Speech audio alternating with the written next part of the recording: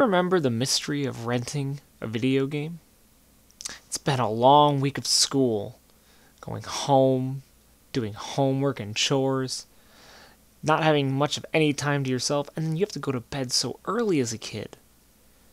But then, after that long week, every once in a while, a glimmer of hope lived on in that trip to Blockbuster and a chance at a brand new game. Well, let me try to take you back. You see, a lot of my gaming came from renting as a kid. Basically, what I got for Christmas when I got a system was what I had. Most of the Genesis games I played were rentals, or things I swapped with my friends, of course. But back then, when you get to Blockbuster, you didn't really know what you wanted. You basically, if you had a gaming magazine, you get an idea from there. Maybe you see an advert on a TV show, or maybe one of your friends recommends something to you. But for the most part, you didn't know what you wanted. What did you have to go off of? The box art, or the flavor text that the packaging had, like an old Blockbuster case. That was all you got, and that is the mystery of renting a video game. You didn't know what you were going to get. Sometimes you go and pick up a game like this that you just, it looks so cool. Look at that. They look so scared. What could possibly be going on? And it was fucking awesome. I was so pumped when I rented this game. I read it like 3 times. And then sometimes you'd read shit like this, and it was garbage, but you saw it was a big budget movie. You had to have a good video game, right? But again, that was the fun of it. There was a mystery to it. And sometimes, yeah, you got, fucked for it. But sometimes you genuinely find games you would come to love later on in life. Or even then. So what does this have to do with this review? Well, you see, the guys over at 8-Bit Evolution hooked me up with a game called Curse. Now, Curse is a reproduction card. What that basically is a game that didn't come out in America or was never released to the public. These kind of cartridges are made from old Genesis cartridges in order to let people play those games on their American systems, regardless of what the reason may be. This particular game was released in Japan very early in the console's life cycle, and I frankly had never heard of it. So, I decided to take that old school approach. So, I did no research on this game. All I know about this game going into it is what this cover shows, what the back of the box told me, and what I can find in this manual. So, let's just see what Curse has to offer us. Now, before I boot this up, let's talk about this box art. It's simplistic, but it's awesome. It's really entrancing, wondering what this insane mesh of man and machine has to do with this game. Now, luckily, the back of the box gives us a little more insight, as it talks about a battle between 2 planets, as one planet thought to be dead and a wasteland unexpectedly unleashes an attack on the other planet. They are crippled by this, but they discover an ancient ship that could possibly give them a chance to defend against the intense attack, and finally fight back against the mysterious command vessel known as Mother. So, honestly, that sounds pretty fucking cool. Pretty pumped to play this game.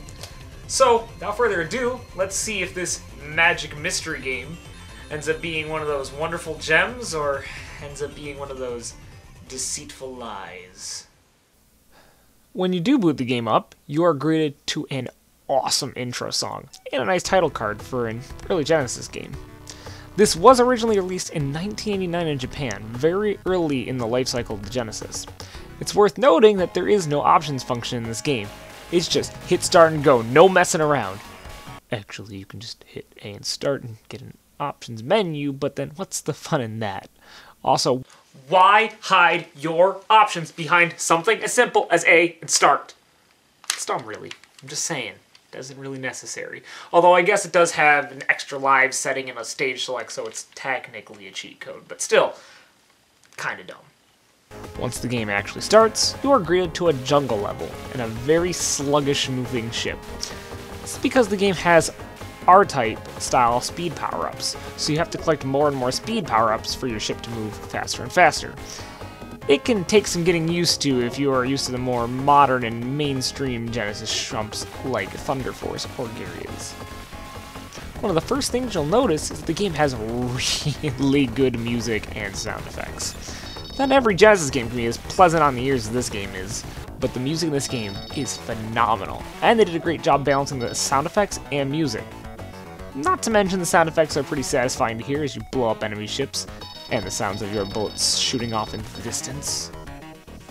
However, to that end, while the game has a creative and colorful set of enemies throughout the game's backgrounds and level designs are kinda drab and boring. On top of that, it can be kinda hard to tell what's actually like an enemy or a blockade and what's just part of the background scenery. Like this tree, for example. I had no idea, I just assumed I could go by that. Though, for the time of its release, the game is pretty impressive with some parallax scrolling on every stage. It's really nice, and not a lot of slowdown, even when there's a lot going on screen. However, much of the level design and the locations are very by the books and generic for shoot-em-ups, like a jungle, and caves, and a futuristic, spacey computer level. It's kind of a bummer when you compare it to the really cool enemy designs for a large part of the game. Now, unlike most shooters, this game has a life bar, and your ship takes up to 3 hits before you lose a life. And when you do lose a life, up until the final level, you start right where you died. One of the biggest pluses and minuses to this game is that it's pretty easy, meaning it's a good intro for people needing some easing into the shmup genre, before they go on to get their asses handed to them by the plethora of other games in the genre. However, the game does ramp up quite a bit between the 4th and 5th stage. The game is pretty easy when you have a fully powered ship, but if you lose that ship in the 4th stage, you are going to be in serious trouble. There are just constant enemies and bullets everywhere, and these giant red rocks that kill you instantly if they hit you. If you don't have a fully powered up ship to keep the way clear, you are 2 ways to screwed. But let's talk about those power-ups. The game has a lot of power-ups and weapons that are pretty basic and generic in the grand scheme of shooters. First are the ones that change the property of your main weapon. There are 3 types: a spread shot, a powerful wave shot, or an explosive shot that shoots shrapnel everywhere when it hits an enemy.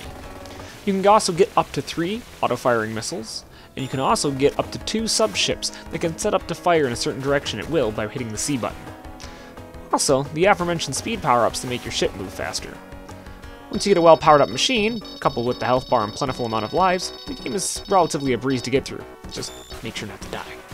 The bosses are pretty simple throughout, like these 2 dragons that you keep fighting multiple times in Stage 2, or this Transformers from Stage 4. Now Stage 4 is pretty rough, but this boss is really simple. You just stay at the bottom, shoot, shoot, shoot, and then when he does this little transformation and charges at you, you just move up, and then move back down. However, the final stage is when it gets really rough, where you fight through the command vessel to get to the mother. The game here gets brutal. You have one-hit deaths everywhere, and it has a lot of that Silver Surfer-esque tight squeeze moves you have to make. You touch anything, and you die. On top of that, you have these one-hit kill lasers that are shooting at you from all directions, and sometimes you don't even see them coming. Pure memorization. And there are still plenty of bullets everywhere, and if you die, no matter where, unlike the rest of the game, it's back to the beginning of the stage. It's not terribly forgiving, but the stage isn't super long, and once you've memorized every placement, it gets to be pretty easy. However, you finally arrive to your final fight with Mother, and the sprite actually looks really impressive. Nope! Oh, jeez. Nope. Just gotta... Okay, we need to burn this thing with fire. Get it the hell out of here! Okay, now that we have the fucking scary man here, let's talk about this. The final boss has 2 forms. The first form is just a simple tongue that's flying out of its mouth, and the pattern of bullets is really easy to get down, so this part's really not too hard. The second part is quite a bit harder. You have bullets everywhere now. The boss shoots a one-hit kill laser from its mouth, which is, of course, conveniently its weak point you have to hit, and a whole bunch of red rocks are flying out of every place just trying to hit you, and some of the bigger rocks will, of course, one-hit kill you. This part is rough, and if you don't have the spread shot, you are 2 ways to screwed again. That's not how this is going down, though. I'm killing this abomination.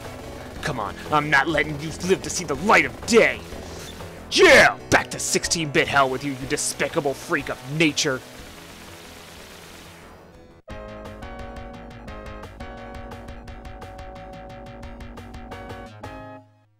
Once defeated, you are treated to some more really rad music, and of course, the obligatory high score entry.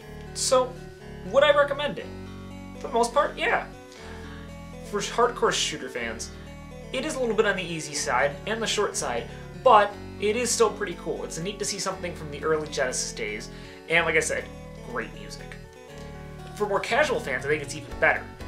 Like I said, the game does get a little bit difficult near the end, so it'll still provide you a challenge, and you'll still have to replay it a few times to get the patterns down, but with its shield and its generous amount of lives that it gives you, you'll be able to beat it in a few hours, and it'll help you get accustomed to shooters. And trust me, if you're going to be a Sega Genesis fan and play Sega Genesis games, you're going to need to love the shooters. For everyone else, it's a cool little oddity, and left a scarring impact on me at the end of the game, which is impressive.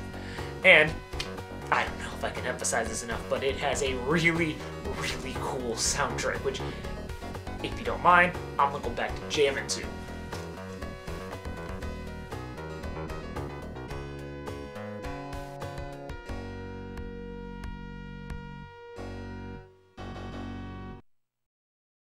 Mother, tell your children not to walk my way.